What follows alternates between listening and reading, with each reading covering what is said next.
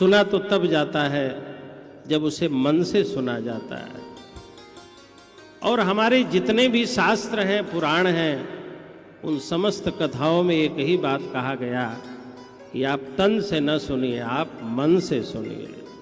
बच्चे जब पढ़ने जाते हैं तो अभिभावक कहते हैं मन लगा के पढ़ना, मन लगा के गाड़ी चलाना।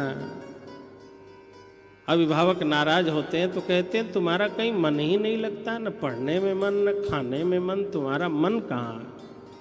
कोई कहता है कि तुम्हारा तन नहीं पढ़ रहा है, तुम्हारा मन कहाँ है? गोस्वामी तुलसीदास जी से पूछा गया, महाराज जी आप रामायण लिखे हो, रामचरितमानस, आप किसको सुनाना चाहते हो? तो तुलसीदास जी कहते हैं पाई न के ही गति पतित पावन, राम भज सुनु सठ मना। पाई न के ही गति पतित पावन, राम भज सुनु सठ मना। पाई न के ही गति पतित पावन, राम भज सठ मना। श्री राम जय राम जय श्री राम जय राम सठ मना। श्री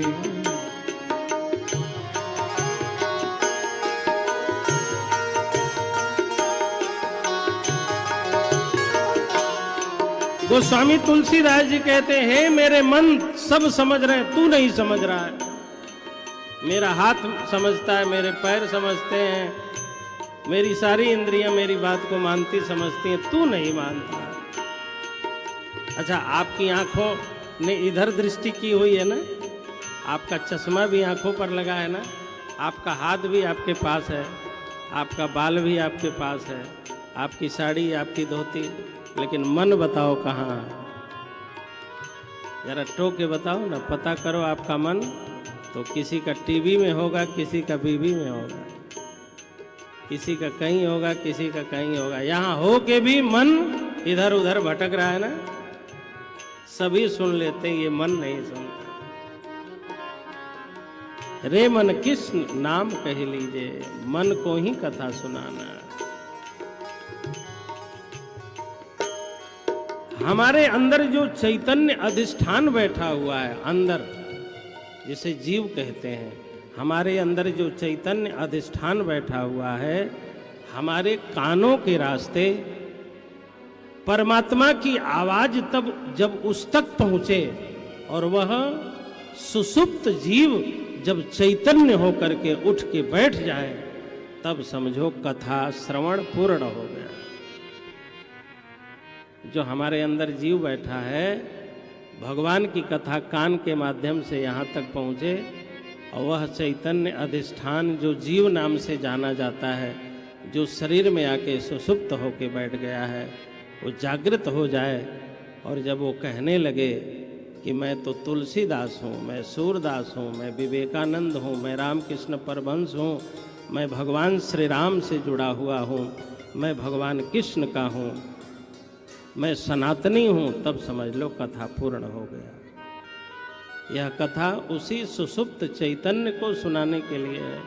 उस परम चैतन्य का संदेश इस सुसुप्त जीव तक पहुँचे, इसीलिए कथा है। मार्ग है कान, कान लगा के, मन लगा के कथा का श्रवण करें। अच्छा, चिंतन का आरंभ होता है तर्क से। जब आप तर्क वितर्क करते हैं तो चिंतन का आरंभ होता है, और श्रवण का आरंभ होता है मनन से। जब आप मन लगा के सुनने लगते हैं तब श्रवण शुरू होता है। चिंतन का आरंभ होता है चित्त से, और मन का आरंभ होता है मनन से।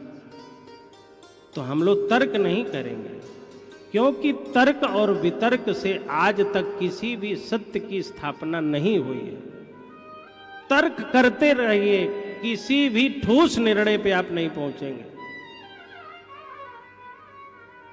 और आदमी तर्क केवल भगवान पर ही करता है, धर्म पर ही करता है।